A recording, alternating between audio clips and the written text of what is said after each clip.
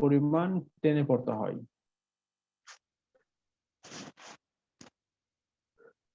যেমন বিআবদিহি, বিআবদিহি লাইলা, এখানে দেখেন হা এর নিচে খারা জের আছে, যার কারণে বিআবদিহি অর্থাৎ একালিফ পরিমাণ আমাদেরকে টেনে পড়তে হয়েছে। আবার এখানে খারা জবর আছে আর রহমান, মান, এবং এখানে আছে কি আলামিন, লাইলাতে কি খালি আলিফ? লাইলা যেটা, এটা কি খালি আলিফ? আচ্ছা এটা না, এটা খালি আলিফ না, এটা হলো দুই জবর, এবং দুই জবর, এটা আমার তানবিন, আমি একটু জুম করি। তো এটা হলো দুই জবর, তো উচ্চারণ হবে লাইলান, লাইলান। আলিফটা কি লামের পরে আলিফ যেটা, ওটার উপর কি কিছু আছে? হ্যাঁ, লামের উপর আলিফ আছে, লাম আলিফ, আমরা যেরকম বর্ণমালা থেকে শিখেছিলাম লাম আলিফ, এটা লাম আলিফ, কিন্তু যেহেতু উপরে দুই জবর আছে, যার কারণে এটা লাম আলিফ দুই জবর লান হয়ে গিয়েছে, এটাকে আমরা খালি আলিফ বলতে পারবো না। আচ্ছা, কি জি জি। তো এখানে খারা জের আছে, এখানে খারা জবর আছে, তো এইগুলো ক্ষেত্রে আমাদেরকে একালিফ পরিমাণ টেনে পড়তে হবে, আবার উল্টা পেশ থাকলেও একালিফ পরিমাণ টেনে পড়তে হবে। তো টোটাল 6 ভাবে যখন থাকবে আমরা একালিফ পরিমাণ টেনে পড়বো। একটি ছিল জবরের পরে খালি আলিফ, খুব খেয়াল করব, জবরের পরে খালি আলিফ থাকতে পারে, জবরের পরে যদি খালি আলিফ না হয়ে যদি অন্য কোনো হরফ হয়, তাহলে কিন্তু একালিফ পরিমাণ জানা যাবে না। টানা যাবে না। অথবা অথবা যদি খালি লিফ আছে কিন্তু তার আগে জবর নাই, পেশ আছে অথবা জের আছে, তখনও কিন্তু একালিফ পরিমাণ টেনে পড়া জানা যাবে না। খুব খেয়াল রাখতে হবে যে একালিফ পরিমাণ তখনই আমরা টানবো যখন জবরের পরে খালি আলিফ থাকবে। ঠিক তেমনি ভাবে যখন জেরের পরে জজমলা ইয়া থাকবে, তখনই শুধু একালিফ পরিমাণ টেনে পড়বো। কারণ এখানে জের আছে, তারপরে ওয়াও আছে, ইয়া না থেকে ওয়াও, তো জেরের পরে জজমলা ওয়াও, এরকম যখন থাকবে তখন কিন্তু টেনে পড়া যাবে না। যেমন আমি যদি এখানে একটু লিখি, যেমন এটা বা, এটা ওয়াও, আচ্ছা কালারটা চেঞ্জ করি, রেড নেই, তো এটা বা এবং এটা ওয়াও, তো এখানে হলো বা, তো এখানে আমি জেড দিলাম, এরপর আমি এখানে জজম দিলাম, তাহলে হইলো কি জেরের পরে জজমালা ওয়াও, কিন্তু এখানে একালিফ পরিমাণ টানা যাবে না, কারণ এটাকে উচ্চারণ করতে হবে বা ওয়াউজের বিউ, এখানে কোনো একালি পরিমাণ টেনে পড়া যাবে না। যখন জেরের পরে ইয়া থাকবে, জজমালা ইয়া, তখনই আমাদেরকে একালি পরিমাণ টানা যাবে। এরপর এখানে দেয়া আছে পেশের পরে জজমালা ওয়াও, যখন পেশের পরে জজমালা ওয়াও থাকবে তখনই একালি পরিমাণ টেনে পড়বো। এখন ধরেন যদি থাকে এরকম বা এর সাথে ইয়া, এখানে বা আছে আর এখানে পেশ আছে, সো পেশের পরে যজমালা ওয়াও না থাকে, যজমালা ইয়া আছে, এই ক্ষেত্রে কিন্তু একালি পরিমাণ টেনে পড়া যাবে না। এই জন্য এই তিনটা জিনিস খুব খেয়াল রাখবো আমরা, জবরের পরে খালি আলিফ, জেরের পরে যজমালা ইয়া এবং পেশের পরে যজমালা ওয়াও, যখন এরকম থাকবে তখনই কেবলমাত্র আমাদেরকে একালি পরিমাণ টেনে পড়তে হবে। আর বাকি যে তিনটা ছিল খারা জবর খারা জের এবং উল্টা পেশ, সেই ক্ষেত্রে আমাদেরকে একালি পরিমাণ টেনে পড়তে হবে। তাহলে এই ছিল আমাদের একালি। জি, এখানে যদি জজমটা না থাকে তাহলে তাহলে কি টানা লাগবে? অনেক সময় দেখছি যে থাকে না কোরআন শরীফে। হ্যাঁ, যখন জজম, কারণ আমাকে কিন্তু আমার পুরো রুলসটাই কিন্তু এখানে রিলেটেড, এবং আহ, এই আপনার এখানে জজম এবং ইয়া, তিনটা জিনিস এখানে ইম্পর্টেন্ট। প্রথমটি হচ্ছে হরকত, অর্থাৎ এখানে কি আছে, জের আছে, সাপোজ জের, এই জেরটা হলো ইম্পর্টেন্ট, এটা আপনাকে মাথায় রাখতে হবে। তারপর কি আছে, ইয়া আছে, তাহলে ইয়া এটাও ইম্পর্টেন্ট। এরপরে কি আছে, জজম, জজম, এই তিনটা জিনিস ইম্পর্টেন্ট। এই তিনটা জিনিসের মধ্যে কোনো একটা জিনিস যদি মিস হয় তাহলে কিন্তু আমার রুলসটা সম্পূর্ণ হচ্ছে না, সেক্ষেত্রে আমি একালি পরিমাণ টেনে পড়তে পারবো না।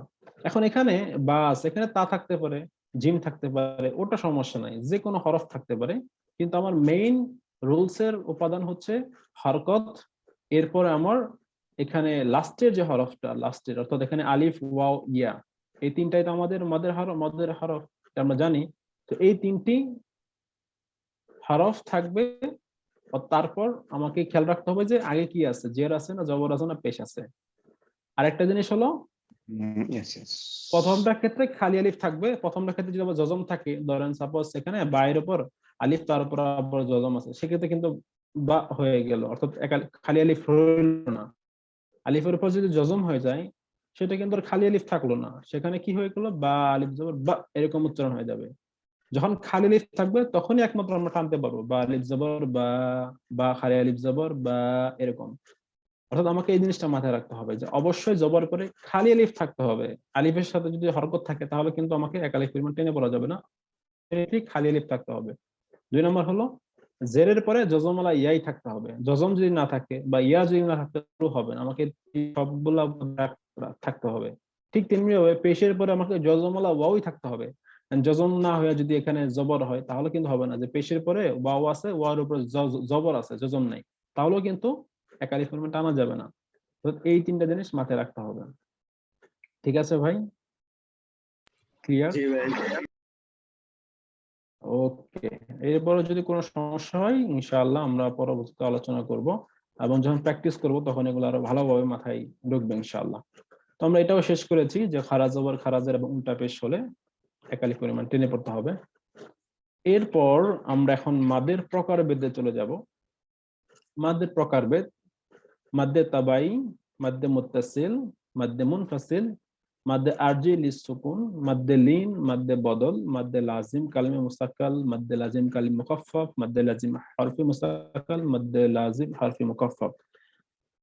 প্রথম অবস্থায় হয়তো দেখে মনে হতে পারে ইয়া আল্লাহ কতগুলো প্রকারভেদ, মাথা কষ্টকর হয়ে যাবে, কিন্তু আমি প্রত্যেকটা একটা একটা করে আপনাদেরকে পড়াবো। যখন একটা বিষয় সম্বন্ধে আপনার একটা ধারণা চলে আসবে তখন এটা মনে রাখা ইজি হয়ে যাবে ইনশাআল্লাহ। আপাতত এখানে এই প্রত্যেকটা পয়েন্ট মনে রাখার কোনো প্রয়োজন নেই। আমরা প্রত্যেকটা পয়েন্ট নিয়ে যখন আলোচনা করব তখন আপনাদের জন্য ইজি হয়ে যাবে ইনশাআল্লাহ। কি খালি আলিফ, এরপর তার আগের হরফে জবর, এটা আমরা অলরেডি জানি। এরপর ইয়া সাকিন, তার হরফে জের, এবং ওয়াও সাকিন তার আগের হরফে পেশ। তার মানে কি জবরের পরে খালি আলিফ, জেরের পরে জজমওয়ালা ইয়া, পেশের পরে জজমওয়ালা ওয়াও। অলরেডি আমরা এটা আলোচনা করেছি, আমরা এটা জানি। খারা জবর খারাজের উল্টা পেশ থাকলে মাদে তাবাই হয়। এক মাদকে এক আলিফ পরিমাণ লম্বা করে পড়তে হয়। মাদে তাবাই মদ্দে আলিফ বা মদ্দে কসর নামেও ডাকা হয়। তার মানে মাদে তাবাইটা আমরা আমাদের সবার জানা আছে, আমরা একটু আগে এটা নিয়ে আলোচনা করেছি। এখানে দেখেন একটি উদাহরণ দেওয়া আছে: الذين يؤمنون بالغيب ويقيمون الصلاة ومما رزقناهم ينفقون। এখানে দেখেন এই যে লাল যে চিহ্নটা দেয়া আছে, অর্থাৎ জালের পরে ইয়া আছে, জেরের পরে এখানে কিন্তু জজম আছে। এখানে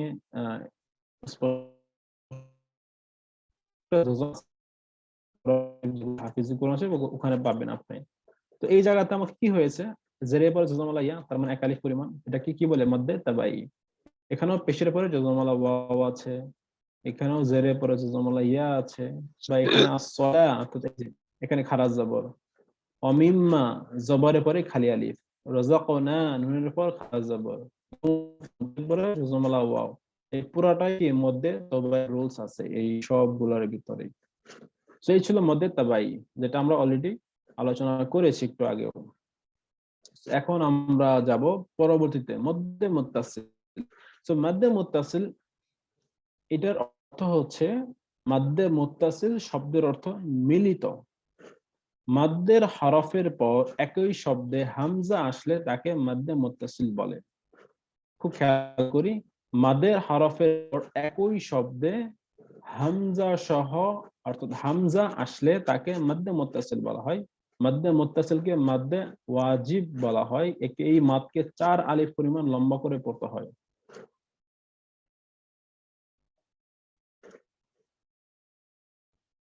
এখানে উদাহরণটা দেখেন, এই যে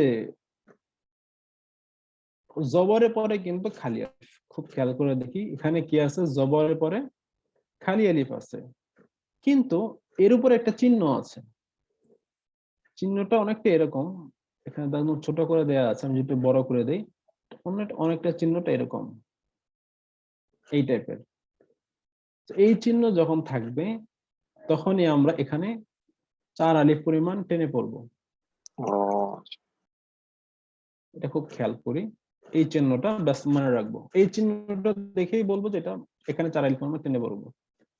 তো বিভিন্ন জায়গায় বিভিন্ন ভাবে দেয়া আছে, কিছু কিছু জায়গায় দেখছি 3 আলিফ পরিমাণ টেনে পড়তে হয়, আবার এই চিহ্ন থাকলে 4 আলিফ পরিমাণ টেনে পড়তে হয়।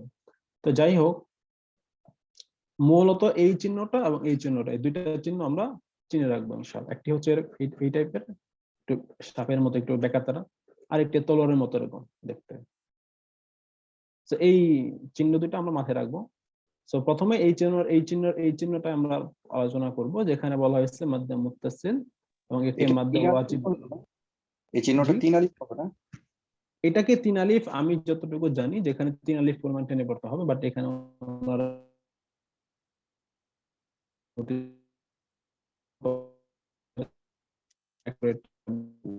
আপাতত যা সেটাই পড়ি। যদি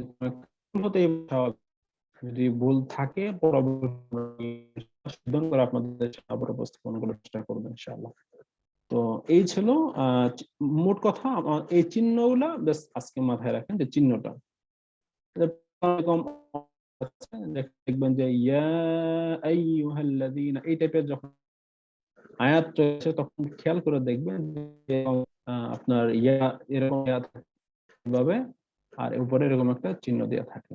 তার মানে কি আমাকে বুঝতে হবে ওখানে 3 আলিফ অথবা 4 আলিফ পরিমাণ টেনে পড়বে। এরপর আমরা যাব তৃতীয় নম্বর।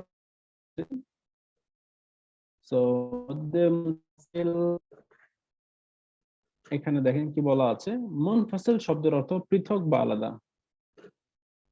মুত্তাসিল এটা 4 আলিফ পরিমাণ টেনে পড়তে হয়, এটা ঠিক আছে, এবং মুনফাসিল 3 আলিফ পরিমাণ টেনে পড়তে হয়, এটাও ঠিক আছে।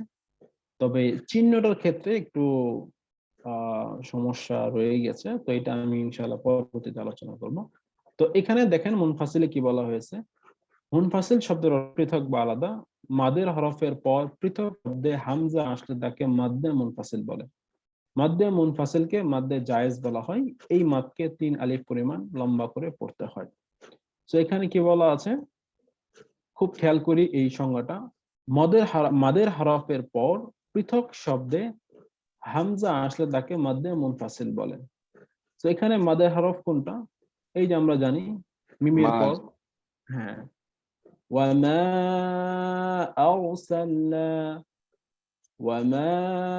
আরসালনা মিন রাসূল ওয়ামা আরসালনা। খুব খেয়াল করি এই জিনিসটা, এই লাইনটি খুব ভালো করে মনে রাখার চেষ্টা করুন। মাদের হরফের পর পৃথক শব্দে হামজা আসলে তাকে মাদ্দে মুনফাসিল বলে। এই ছিল একদম সিম্পল, এভাবে মনে রাখবো। প্রথমটা কি ছিল, যে চিহ্নটা কথা মনে রাখবো, এরপরটা কি মাদের হরফের পর হামজা আসলে 3 আলিফ টেনে পড়তে হয়। তো এইভাবে যত শর্টকাটে মনে রাখা যায়, কারণ আমাকে তো আমি তোর প্রত্যেকটি অক্ষর তো মনে রাখা সম্ভব না, তো শর্টকাটে আমি মনে রাখতে পারি। মোট কথা যখন ভাইয়া এখানে এখানে 3 আলিফ আর 4 আলিফের যে চিহ্নটা, ওই জিনিসটা সম্পর্কে আরেকবার ক্লিয়ার করলে ভালো হইতো। আচ্ছা, 3 আলিফ আর 4 আলিফের চিহ্নটা আমি একদম আপনাদেরকে এইখানে একটু শর্টকাটে বলে দিচ্ছি। দেখেন এই চিহ্নটা যখন থাকবে, এই চিহ্নটা যখন থাকবে তখন আমরা 3 আলিফ পরিমাণ টেনে পড়বো। আর এই শব্দটা যখন থাকবে, এই চিহ্নটা যখন থাকবে তখন আমরা 4 আলিফ টেনে পড়ার চেষ্টা করবো ইনশাআল্লাহ। ক্লিয়ার? ব্যাস এই দুইটা জিনিস মনে রাখলেই হবে। এবং ডেফিনেটলি ওখানে মাদ থাকবে, হয়তো জবরের পরে খালি লিফ থাকবে, অর্থাৎ মাদের একটি অংশ থাকবে, তার উপরে এই চিহ্নটা থাকবে, এই ধরনের চিহ্ন থাকবে অথবা এই চিহ্ন দেওয়া থাকবে। আপাতত এই দুইটা জিনিস মনে রাখেন, তাহলে ক্লিয়ার হয়ে যাবে ইনশাআল্লাহ। উপরেরটা হচ্ছে 4 আলিফ আর নিচেরটা হচ্ছে 3 আলিফ। 3 আলিফ, রাইট। আমরা অনেক সময় পরিপূর্ণ 4 আলিফ পানি না, কারণ অনেক সময় দেখেন আমরা যখন সূরা ফাতিহা তেলাওয়াত করি, সূরা ফাতিহার একদম লাস্টে কিন্তু বলা দলিন, ওখানে কিন্তু এই চিহ্নটা দেওয়া আছে, এই উপরের চিহ্নটা, তো ওখানে কিন্তু 4 আলিফ টানতে হয়, কিন্তু আমরা কিন্তু 1 আলিফ পরিমাণ টেনে কিন্তু ছেড়ে দেই, ঠিক না? মানে এরকম হয় অনেক ক্ষেত্রে, পরিপূর্ণভাবে আমরা আসলে যেরকম টানার কথা এরকম টানি না। হ্যাঁ এরপর ইয়াইন, তসিম, মিম, এগুলো কিন্তু সবগুলোতে 4 আলিফ পরিমাণ টেনে পড়তে হবে, কিন্তু আমরা কিন্তু 1 আলিফ বা 2 আলিফ সর্বোচ্চ টানি, অনেক সময় পরিপূর্ণভাবে আমরা টানতে পারি না। তো যাই হোক, আপাতত এই দুইটা চিহ্ন মাথায় রাখেন, তাইলেই হবে। এরপর আমরা যাব পরেরটি। আচ্ছা, এখানে আছে মাদ্দে সালা তওয়িলা। এখানে কি বলা আছে? সর্বনামের উপর উল্টা পেশ, সর্বনামের উপর উল্টা পেশ অথবা খারাজ জের থাকলে এবং এর উপর হামজা থাকলে তাকে মাদ্দে সালা তওয়িলা বলে। ওকে, হুকুম অর্থাৎ সর্বনামে মিল পড়ার সময় মাদ্দে মুনফাসিলের নিয়মে পড়তে হয়। ওয়াকফ করলে মাদ্দা, তবে হায়ের উপর সাকিন দিয়ে পড়তে। ওকে, এখানে দেখেন এক্সাম্পলটা, ওয়া রাসূলুহু আহাক। এখানেও খেয়াল করে দেখেন এই যে চিহ্নটা দেয়া আছে, অর্থাৎ এটাকে যদি আমি আরেকটু ভাবে দিই, এই চিহ্নটা কিন্তু এখানে আছে, কেমন? আর তার উপরে কি আছে? এখানে উল্টা পেশ। তো আমরা কি জানি উল্টা পেশ মানে কি? 1 আলিফ পরিমাণ মদ, আর মাদের উপর আমার কি আছে? চিহ্নটা দেয়া আছে। তো নরমালি এটা দেখলে কিন্তু আমরা বুঝতে পারবো যে না, এখানে আমাকে টেনে পড়তে হবে, কিন্তু এখানে যেহেতু আছে, তো এই জন্য বলা হয়েছে যে এটা যদিও ফাসিলের নিয়মেই পড়তে হবে, কিন্তু এটার নামটা দিছে ভিন্ন, সেটা হচ্ছে মাসালা তওয়িলা। কিন্তু রুলসটা কিন্তু মাদ্দে মুনফাসিলের মতোই, অর্থাৎ মাদের হরফের উপর এই যে চিহ্ন দেওয়ার কারণে আমাকে এখানে 4 আলিফ পরিমাণ টেনে পড়তে হয়েছে। সো এখানে মুনফাসিল যেটা, এটা আমরা 3 আলিফ পরিমাণ টেনে পড়বো, এবং মুত্তাসিল আমরা 4 আলিফ পরিমাণ টেনে পড়বো ইনশাআল্লাহ। তো এই চিহ্ন থাকলে আমরা 3 আলিফ পরিমাণ টেনে পড়বো, এবং ওই চিহ্ন যেটা আমি এর আগেও দেখাইছিলাম সেটা থাকলে আমরা 4 আলিফ পরিমাণ টেনে পড়বো। নিয়ম অর্থাৎ মূল জিনিসটা, বাট নামটা ভিন্ন, শুধু হরফটা ভিন্ন হওয়ার কারণে, এই আর কি। সো এরপর আমরা পরেরটাইতে যাই, কারণ এখানে অনেকগুলো দেয়া আছে, এখানে প্রকারভেদ অনেক দেওয়া আছে, যদিও আমরা নরমালি এত প্রকারভেদ দেখি না, একটা প্রকারভেদই দেখাই। তো এই স্লাইড গুলাতে, অর্থাৎ আমাদের এই কোর্সটাতে একটু ডিটেলস দেওয়া আছে, হয়তো এটা আপনাদের বোঝার সুবিধার্থে দেওয়া আছে। আশা করি আবার যদি এই বেশি থাকার কারণে যদি আবার কারো মধ্যে কনফিউশন চলে আসে যে না আমার মনে রাখা কষ্টকর হয়ে যাচ্ছে, বা পয়েন্ট গুলো বুঝতেছি না, বা প্যাচ লেগে যাচ্ছে, সেক্ষেত্রে ইনশাআল্লাহ আমি শর্টকাট কিছু আপনাকে পদ্ধতি দেখানোর চেষ্টা করবো ইনশাআল্লাহ। এটা নেক্সট ক্লাসে যদি কারো হয় যে না আমার অনেকগুলা মনে রাখতে সমস্যা হচ্ছে, সেক্ষেত্রে আমি চেষ্টা করবো শর্টকাট কিছু পদ্ধতি আপনাদেরকে শেখানোর জন্য, যাতে করে সহজে আপনারা মনে রাখতে পারেন ইনশাআল্লাহ। তো আজকে তাহলে আমরা টোটাল 3টা এবং 4টা নিয়ে করলাম। আমাদের প্রকারভেদ ছিল অনেক। মাদ্দে মুনফাসিল পর্যন্ত আলোচনা করেছি, মাদ্দে তাবাই, মাদ্দে মুনফাসিল, এই 3টি টপিক নিয়ে আমরা আলোচনা করলাম। নেক্সট ক্লাসগুলোতে আমরা আরো বিস্তারিত আরো যে কয়টা পয়েন্ট আছে সবগুলো পয়েন্ট নিয়ে আলোচনা করবো ইনশাআল্লাহ। আমি আবারও এই 3টি আরেকবার আপনাদের সামনে উপস্থাপন করার চেষ্টা করতেছি সুবিধার্থে।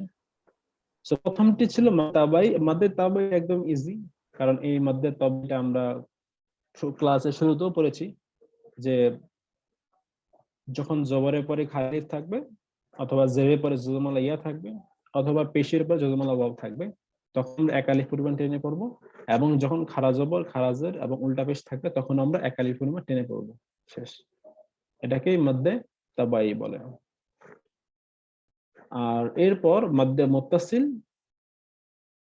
সো এখানে বলা হয়েছে যে এটা চিহ্ন নিয়ে একটু কনফিউশন আছে, আমি ইনশাআল্লাহ নেক্সট ক্লাসে এটার সংশোধন করব।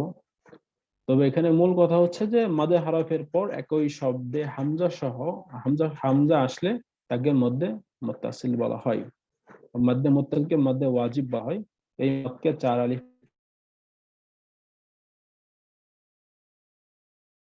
পরিমাণ লম্বা করে পড়তে হয়। প্র্যাকটিস করব, পরবর্তী ক্লাসে হয়তো আমি আপনাদেরকে শর্টকাট কিছু ওয়ে শেখানোর চেষ্টা করব ইনশাআল্লাহ। তো তাহলে আমরা 4 আলিফ পরিমাণ কিভাবে টানবো? 4 আলিফ পরিমাণ কতটুকু? যে হাতের যে 4টা আঙ্গুল, এই 4টা আঙ্গুল দিয়ে আমরা প্র্যাকটিস করতে পারি। প্রথমে যখন আমরা 1 আলিফ পরিমাণ টানবো, তখন আমরা একটা আঙ্গুল উঠাবো। 2 আলিফ পরিমাণ টানলে 2 আলিফ, 2টা আঙ্গুল, 3 আলিফটা আঙ্গুল এবং 4 আলিফ যখন পাবো তখন 4টা আঙ্গুল আমরা উঠাবো। সো লাইক এরকম ইযা জা, এই পরিমাণ টানলেই এনাফ আশা করি। সো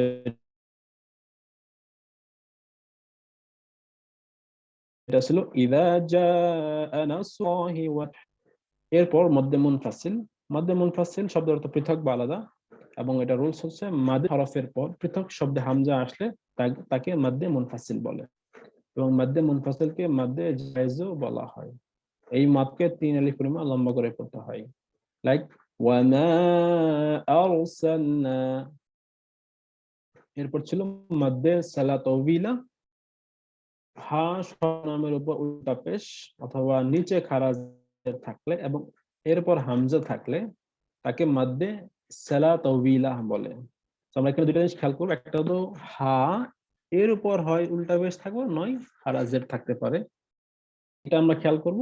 তারপর কি আছে কোন হরফটা এটা খেয়াল করবো, যে এরপর হামজা থাকতে হবে, তো এখানে হামজা দেয়া আছে, এটাকে বলে মদ্দে সালাতওয়িলা।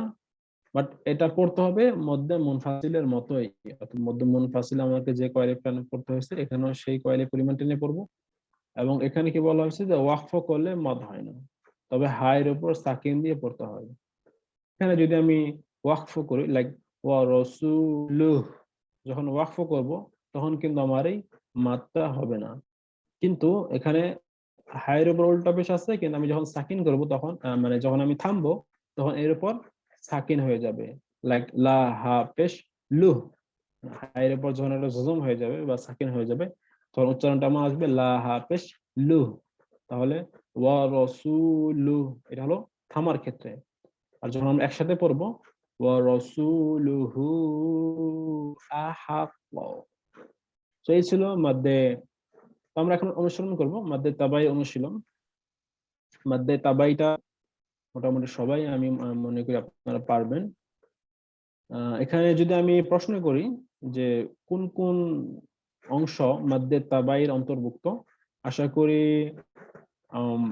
প্রশ্নের উত্তর দিতে পারবেন। আমি 1 বাই 1 জিজ্ঞেস করব। লাইক আমি জিজ্ঞাসা করবো ফাহিম শাহের ভাইকে, ফাহিম শাহের ভাই প্রথম আয়াতে আমাদের কয়টি রুলস আছে এখানে, মাদ্দে তাবাই গুলো আপনি বের করেন।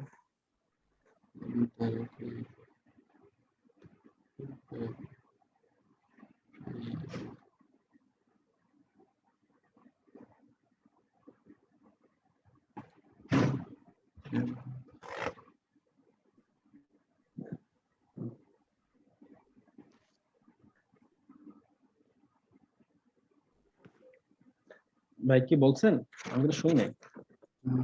এটা ঠিক বুঝতেছি না আসলে কোনটা কোনটা হবে। আচ্ছা এক্সের গুলো যদি সবসময় না পড়ি, বুঝে, মানে বুঝতেছি না আসলে। আচ্ছা জেরের তাই বাম না, পাশে, জেরের বাম পাশে ইয়া আছে একটা জি লাস্ট। জি।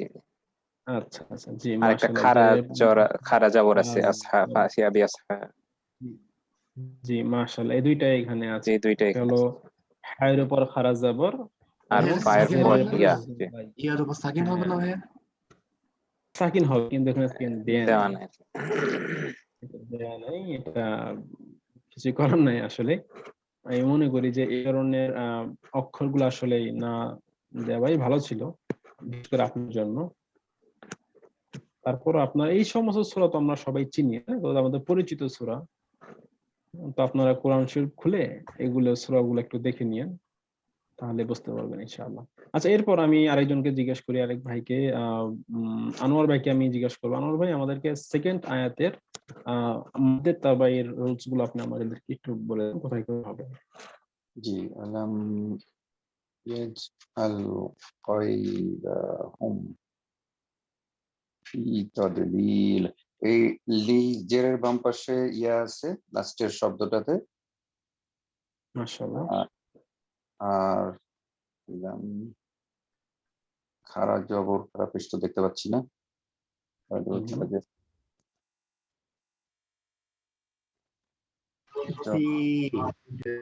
ভাই বলবেন না প্লিজ, আলাম আরেকজন বলে দিলে তো তাকে ধরলাম, সে তো চিন্তা করার সময়টা পাবে না, তাকে একটু চিন্তা করার সময় দেন। ই জি ফি রাইট। হ্যাঁ এখানে ফায়ের নিচে জের আছে, তো আমাদের মূল রুলস হচ্ছে জেরের পরে জজমালা ইয়া। ইয়া তাহলে দুইটা, একটা হলো জেরের পরে জজমালা ইয়া এবং আরেকটি হচ্ছে এখানেও জেরের পরে জজমালা ইয়া। জি তো দুইটি জেরের পরে জজমালা ইয়া। ওকে মাশাআল্লাহ জাযাকাল্লাহ খাইর ভাই। এরপর আমি জিজ্ঞেস করবো আমাদের সাদাত ভাইকে। সাদাত ভাই আপনি আমাকে 3 নাম্বার আয়াতের মাদ্দে তাবাই এগুলা বের করে দেন।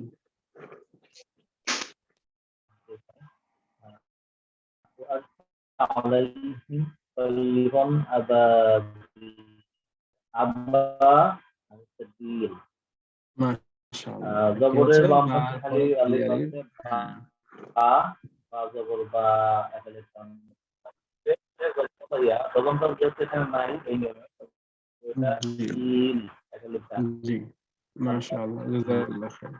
জাযাকাল্লাহ খাইর, ধন্যবাদ ভাইয়া। এরপরে আমাদেরকে পড়া শোনাবেন আমাদের এখানে একটু তয়রান জি আবাবিল, তয়রানে তো 2 জবর আছে, 2 জি জি জবরের এটা এটা মাদ হবে না, এটা মাদ হবে। তানবিন। জি জি জি, তানবিনে মাদ হবে না। 2 জবর 2 জির 2 পেশ তানবিন। 2 জবর রন। জি ওকে মাশাআল্লাহ জাযাকাল্লাহ খাইর। এরপর কে পড়বেন? তানভীর হাসান ভাই। তানভীর হাসান ভাই জি আমাদেরকে ভাই 4 নম্বর তরমিহিম জি লাইনটি 4 জি নম্বর লাইনে আপনি আমাকে বলে দেন কোথায় জি এটা আছে।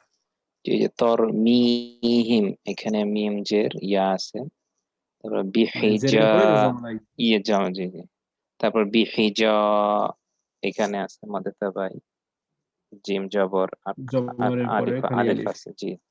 তারপর মেন সিজিল, এখানে জিমের পর ইয়া আছে, এখানে তো ওয়াজিব জিমের পর গুন্না না, আছে। বলবেন জেরের পর ও ইয়া। সরি, জিমের জেরের পর ইয়া আছে জি, ইয়া হ্যাঁ, জেরের পরে কি ইয়া? জজম ওয়ালা জজম ইয়া। ওয়ালা ইয়া আছে জি এখানে যদিও জজমটা দেয়া নাই কিন্তু এখানে জজম দেয়া হবে এখানে। জি অন্যান্য কোরআন শরীফে জজমটা দেয়া আছে। জি ওকে জি। মাশাআল্লাহ জাযাকাল্লাহ খাইর। আরেক ভাইয়া আছে আমাদের হৃদয় ভাই আমাদেরকে লাস্টের আয়াতের আপনি আমাদেরকে বের করে দেখান কোন কোন জায়গায় দেখতে আপনি আছে। তবে আনমিউট করে বলতে হবে, আপনারটা মিউট করা আছে, আনমিউট করে বললে ভালো হয়। হৃদয় ভাই কি আমি শুনতেছেন আমাদের? জি মাশাআল্লাহ। এটা হচ্ছে কুল, লাস্টে যে ওয়ার্ডটা আছে ওইটা আচ্ছা এটা কি? কুল। কুল মানে কি? পেশের পরে জজমালা ওয়াও, ঠিক আছে না? জি জি। মাশাআল্লাহ। তো আমরা জেরের পরে এখানে পেয়ে এলাম লামের কেন? ওই যে লাস্টের ইয়েতে মাকু, এটা যেহেতু ওয়াকফ, এই জন্য এই মাকুলিন হবে না। আমরা যখন থামবো তখন এটা মাকুল হয়ে যাবে, অর্থাৎ লামের উপর সাকিন হয়ে যাবে। আর এখানে যে মিম দেওয়া আছে এটা হলো বিভিন্ন চিহ্ন থাকে, যে কিছু কিছু জায়গায় ত দেয়া থাকে, মিম থাকে, আইন দেয়া থাকে, লাম দেয়া থাকে, যে কোথায় কোথায় আমরা থামবো কোথায় থামবো না, এই বিভিন্ন চিহ্ন দেয়া থাকে। ওগুলোর উপর একটা ক্লাস হবে ইনশাআল্লাহ।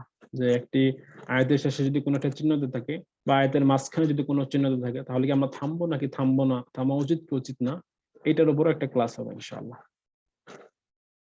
তো মাশাআল্লাহ জাযাকাল্লাহ খাইর, সবাইকে ধন্যবাদ। আলহামদুলিল্লাহ।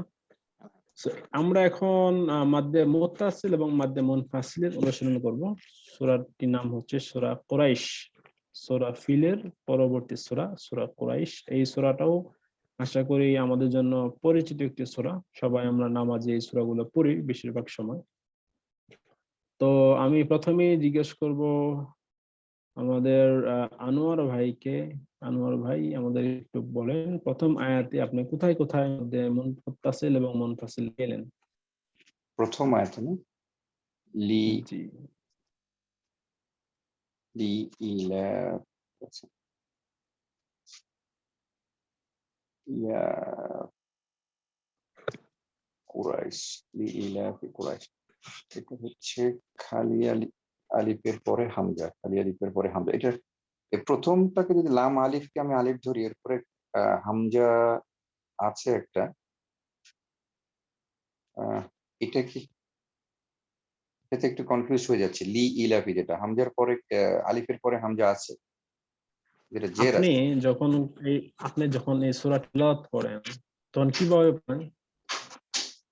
লি ই লি ইলাফি কুরাইশিন। লিইলাফি কুরাইশ এভাবে তোমরা পড়ি তাই না? জি লিই মানে কি এখানে ই অর্থাৎ জেরে পরে জজমার ইয়া, এখানে এক আলিফ পরিমাণ টেনে পড়ছে, এর বাইরে খুব বেশি কিছু করা হয় না এখানে। জি। হামজাটা ওকে, এখানে কাউন্টে আসবে না? হামজা ওটা জের। এখানে জাস্ট হামজার নিচে যে আমার জের আছে, এই জেরের পরে আমার জজমার ইয়া আছে। এখানে তো আর আমরা 4 আলিফ পরিমাণ টেনে পড়ি না, এখানে তো আমরা এক আলিফ পরিমাণ টেনে, তাই না? কারণ আমাদের মুত্তাসিল এবং মুনফাসিল আমাদের ছিল কি যে 3 আলিফ অথবা 4 আলিফ পরিমাণ টেনে পড়তে হবে। এটা দেখেন তো জি আমরা সবসময় এক আলিফ পরিমাণ টেনে পড়ি, যে এই রোজটা জেরে পরে জজমার ইয়া, জাস্ট এতটুকুই। আচ্ছা আচ্ছা। ঠিক আছে। এখানে আর মুনফাসিল মুত্তাসিলের আর কিছু নাই এই আয়াতটাতে।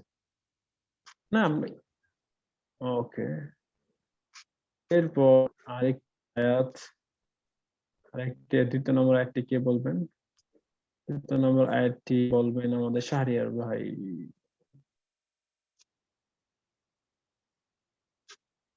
শাহরিয়ার ভাই, আশা করি আপনি খুব সহজেই চিহ্নটি বের করবেন। হ্যাঁ এটা একটু ইজি আছে। শুনতেছি। জি, কোথায় আমাদের মুত্তাসিল এবং মুনফাসিলের চিহ্ন দেয়া আছে? পায়ের উপর শীতে তা রাইট, ভেরি গুড। তার উপর, অর্থাৎ তার উপর যে আমার খালি আলিফ আছে হামজা, তার উপরে আমার 3 আলিফ টেনে পড়বো। 3 আলিফ পরিমাণ টেনে পড়তে হয়, অর্থাৎ এটা কিন্তু জবরের খালি আলিফ মাদ, তো মাদের উপর আমার এই চিহ্নটা দেওয়া আছে, তাই আমরা এখানে 3 আলিফ পরিমাণ টেনে পড়বো। তাহলে কিভাবে পড়বো আমরা? ইলাফিহিম রিহলাতাশ শিতাই ওয়াস-সাইফ। এটা মুত্তাসিল। মুত্তাসিল।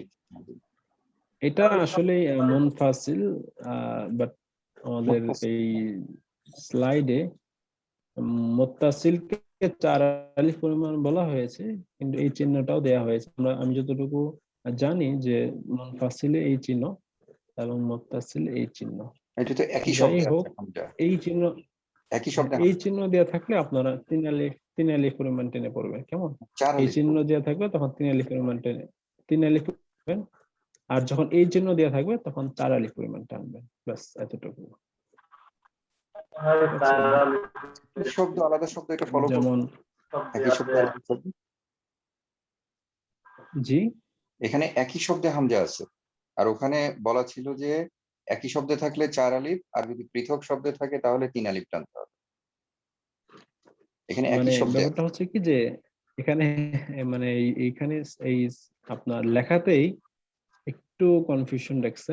আমি জাস্ট মানে সহজে কোরআন আপনাদেরকে শরীফ বোঝানোর, হচ্ছে এই জায়গাতে 4 আলিফ টানতে হয়, কোরআন শরীফে দেখছিলাম এই জায়গাতে 4 আলিফ। আচ্ছা আচ্ছা শুনেন, যদি আমি বলি আপনাদেরকে, সেটা হচ্ছে যে আপনাদেরকে একদম সহজেই আমি জিনিসটা বলার চেষ্টা করতেছি। যখন এই চিহ্ন দেওয়া থাকবে জাস্ট 3 আলিফ পরিমাণ টানবেন, এবং এই চিহ্ন যখন দেওয়া থাকবে 4 আলিফ পরিমাণ টানবেন।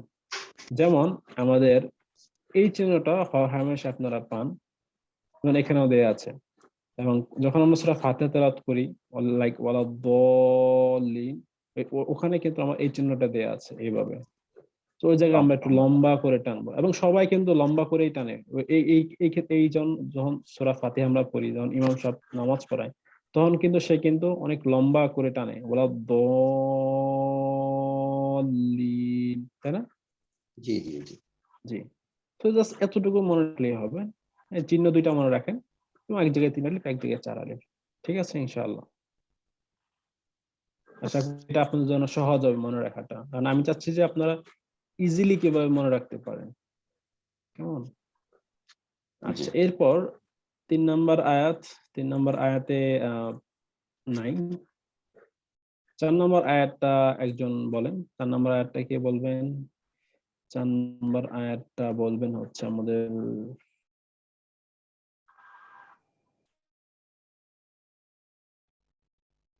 সাদত ভাই। চিহ্ন কি আছে 4 নম্বর আয়াতে?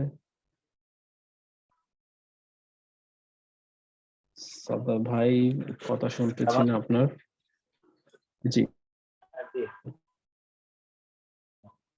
الذي أطعمهم জি মাশাআল্লাহ এখানে এই জায়গায় আমাকে টেনে পড়তে হবে রাইট পরের সপ্তাহে হামজা থাকার কারণে এটা ফিনালির পরিমাণ করতে হবে জি الذي أطعمهم من جوع আচ্ছা এখন এই যে এখানে দুইটা দেখেন এখানে কিন্তু আমাকে একটা আমরা অলরেডি পড়েছি এগুলো এই রাসূলুল্লাহ পড়েছি এরপর জিম নুন সাকিনের পরে জিম থাকলে এটাকে কি বলে কেউ কি মনে আছে কারো ওই যে এটা ইকফা, ইখফা ইখফা রাইট ইখফা এবং মিম অনেস্ট সাকিনের পরে মিম ইদগাম মিম সাকিনের পর মিম সাকিনের পরে সরি মিম বলছি মিম সাকিনের পরে মিম হলে তো ওয়াজিব গুন্না করতে হবে গুণনা করে করতে হবে মাশাআল্লাহ আবার থাকলেও গুণনা হবে জি জি জি মাশাআল্লাহ এখানে আল্লাজি এখানে ইয়া আছে কিন্তু ওখানে সূত্রে তো বললো যে আলিফ থাকলে তারপরে হামজা থাকলে ইয়ার পরে হামজা থাকলে তো বলবে না না এখানে এখানে চিহ্ন আছে এখানে শুনেন এখানে তুই যখন চিহ্ন থাকবে এখানে মূল জেরের পরে আমার মানে ইয়াটা এখানে একটা মাদ হয়েছে তারপরে আমার হামজা আছে তো এরপর আমার এখানে চিহ্ন কি মানে এভাবে যদি আপনি করতে যান আচ্ছা আচ্ছা লাইন বাই প্যাচ লেগে যেতে পারে আমি এই জন্য বলতেছি যে এত প্যাচের কিছু না এখানে একদম এটা চিহ্নটাকে ফলো করি এটা সবচেয়ে ভালো হবে আমাদের এইভাবে মনে থাকবে না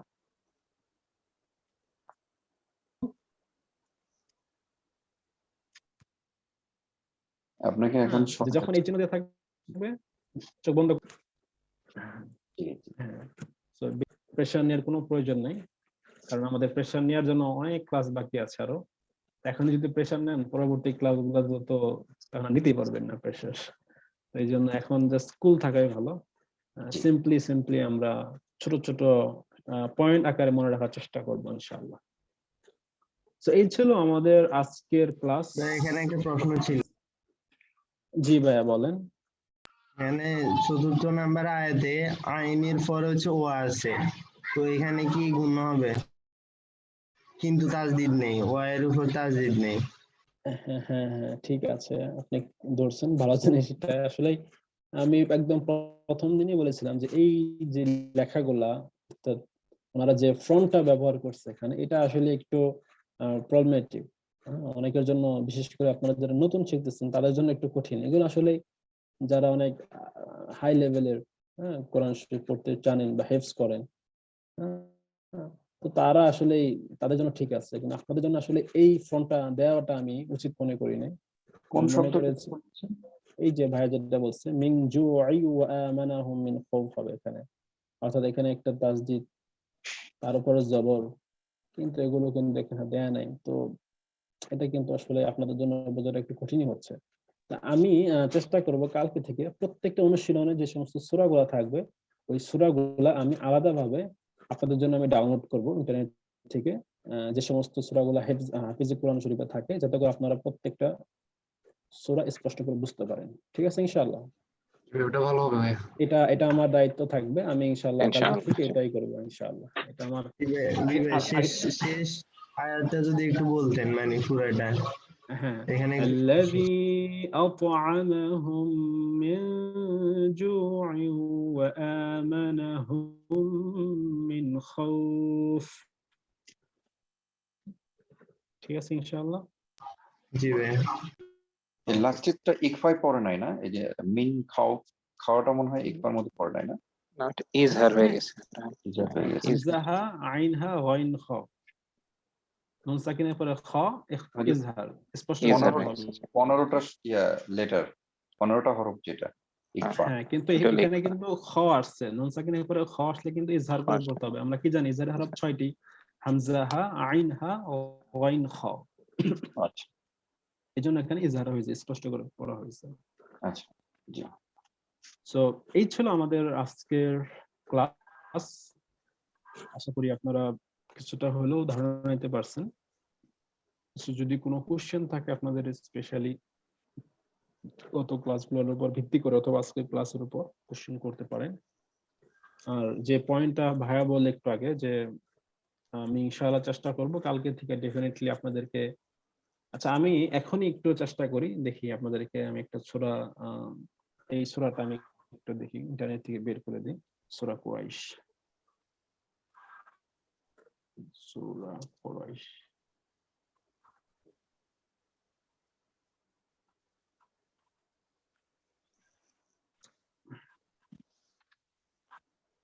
আশা করি এই এই এই লেখাটা আপনারা ইজিলি বুঝতে পারবেন ইনশাআল্লাহ।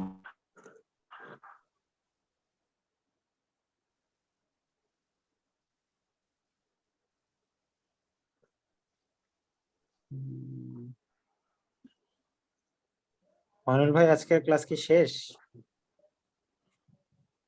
না ভাই শেষ হয় নাই, আমি একটু ওই ভাইয়াদেরকে একটা সূরা দেখানোর জন্য একটু আচ্ছা সময় আচ্ছা নিয়েছি। ওকে ঠিক আছে। ঠিক রাফি আছে। ভাই আজকে গালাবাজি করছে, জি ভাইয়া। আপনি গালাবাজি করছেন আজকে, আপনার দরকার ছিল লাইন শেয়ার করার জন্য। আচ্ছা আচ্ছা, আপনার কি পেজটি দেখতে পাচ্ছেন? জি দেখতে পাচ্ছি। জি, এখন এখন কিন্তু জিনিসটা ক্লিয়ার। দেখেন এই জায়গাটাতে আপনি এই ভাইয়া যে এই কথাটা বললো, আতামাহুম মিন জুইউ, এই যে ওয়াওর উপর তাসদীদ, তার উপর কি আছে? জবর আছে। তো এই জন্য যদি আপনি একসাথে পড়েন তাহলে আল্লাযী আত'আমাহুম মিন জুইউ ওয়া আমানাহুম মিন খাউফ। আর যদি আপনি এখানে থামেন, الذي أطعمهم من جوع وآمنهم من خوف. Clear? জি না থামলে কিভাবে পড়বো বলছেন, আরেকবার বললে ভালো হয়। না থামলে আচ্ছা, যদি না থামেন তাহলে একভাবে জুউ ওয়া আমানাহুম মিন খাউফ, অর্থাৎ এখানে আইনের নিচে দুই জের আছে, তারপরে আবার ওয়াও আছে, ওয়াওর উপর তাসদীদ আছে, তাহলে আমাকে কি তাসদীদের সাথে মিলিয়ে পড়তে হবে। তাহলে আইন ওয়াও দুই জের ইউ, এরপর ওয়া জবর ওয়া, কিন্তু আবার এখানে ওয়ার উপর কি আছে? খারা জবর আছে। কেমন? না, এই খারা জবরটা আছে আলিফের উপর, সরি। তাহলে ওয়া জবর ওয়াই হবে। তাহলে জু ইউ ওয়া, এরপর হামজার উপর খারা জবর আ, ওয়া আ, জু'উ ওয়া আমানাহুম মিন খাউফ। ঠিক আছে?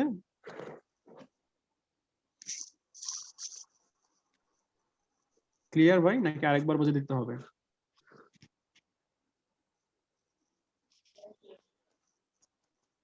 এখানে আমি আরেকবার একটু বলে দিচ্ছি।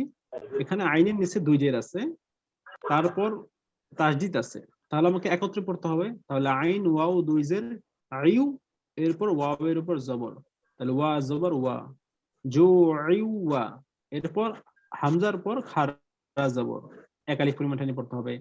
আ, হামজা খারা জবর আ, জু'উ ওয়া আমানাহুম মিন খাউফ, الذي أطعمهم من جوع وآمنهم من خوف.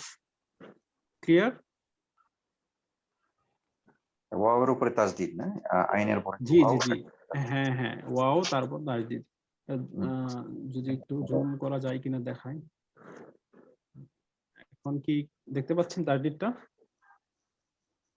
জি এই যে এখানে তাসদীদ দেয়া আছে, ঠিক আছে, ওয়া এর উপর তাসদীদ দেয়া আছে।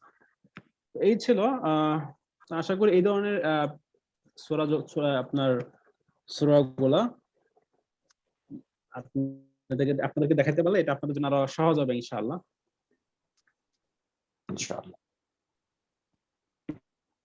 বৃষ্টি হচ্ছে বাইরে, বলছিলাম না যে গ্রামে আসছি, এখানে তো একদম টিনের ঘর, মালয়েশিয়ার গ্রামে এরকম টিনের ঘর বাংলাদেশের মতো। তো বৃষ্টি যে হচ্ছে খুব আওয়াজ হইতেছে। এটা তো সাধারণত যখন আমরা কল্যাণপুর সিটির ভিতর থাকি বৃষ্টি হইলেও বুঝতে পারি না, কিন্তু আজকে খুব মানে অন্যরকম একটা ফিলিং কাজ করতেছে। তো যাই হোক, আলহামদুলিল্লাহ। So, এই ছিল আমাদের আজকের ক্লাস। আলহামদুলিল্লাহ। তার কোনো কোশ্চেন আছে কারো ভাইয়া আমাদের? না, আচ্ছা, যদি কোশ্চেন না থাকে তাহলে আজকের ক্লাস আমরা এখানে শেষ করে দিই। ক্লাসের দোয়াটা আমরা সবাই পড়ি। সুবহানাল্লাহি ওয়া বিহামদিহি وبحمده সুবহানাকাল্লাহুম্মা اللهم ওয়া বিহামদিকা وبحمدك আশহাদু আন লা ইলাহা ইল্লা আনতা إلا أنت إلا أنت আস্তাগফিরুকা أستغفرك ওয়া আতুবু ইলাইক। وأتوب إليك أنت ধন্যবাদ সবাইকে ক্লাসে জয়েন করার জন্য। জাযাকুমুল্লাহ খাইর। রাফি ভাই, জি, অসংখ্য ধন্যবাদ মনিরুল ইসলাম ভাইকে। আমি প্রথম দিকে ক্লাসে ছিলাম, ওই হুট করে নেট প্রবলেমের কারণে একটু আচ্ছা, আচ্ছা। মানে হঠাৎ করে বের হয়ে গেলাম, পরে আর ঢুকতে পারছিলাম না। পরে মোবাইল ডাটা কিনে ঢুকলাম আর কি, ওয়াইফাই একটু সমস্যা করছিল। আচ্ছা, আমারও সেম প্রবলেমটা হয়েছে, আমারও মোবাইল ডাটা কিনতে হয়েছে। আচ্ছা আচ্ছা। আর আজকে ক্লাসে বেশ পার্টিসিপেন্ট ভালোই ছিল গত ক্লাসের তুলনায়। আপনারা প্রতিদিন ইনশাল্লাহ সময় মতো জয়েন করবেন, কারণ তাজবিদ ক্লাস মিস করলে কিন্তু মানে একটু সমস্যাই বলা যায় আর কি। আর আপনারা একটা প্রতিদিন রুলস যদি মিস হয়ে যায় সারা জীবন ওই রুলসটাই তাকে ভোগাবে, মানে সে আর ওই জি, রুলসটা জি। কভার করতে পারবে না। হ্যাঁ, এই জন্য আমরা প্রতিদিন যেন ক্লাসে সময় মতো উপস্থিত হতে পারি এবং প্রতিদিনের পড়া যেন কোরআন তিলাওয়াতের সময় একটু খেয়াল করে করে ধরতে পারি এবং প্র্যাকটিস করতে পারি। আল্লাহ পাক আমাদের সবাইকে সেটা দান করুন। আগামী ক্লাসে آمين দেখা হচ্ছে ইনশাআল্লাহ আগামী শনিবার। সে পর্যন্ত সবাই ভালো থাকুন। আসসালামু আলাইকুম ওয়া রাহমাতুল্লাহি ওয়া মাশাআল্লাহ। বারাকাতুহু। وعليكم السلام وعليكم ورحمة الله السلام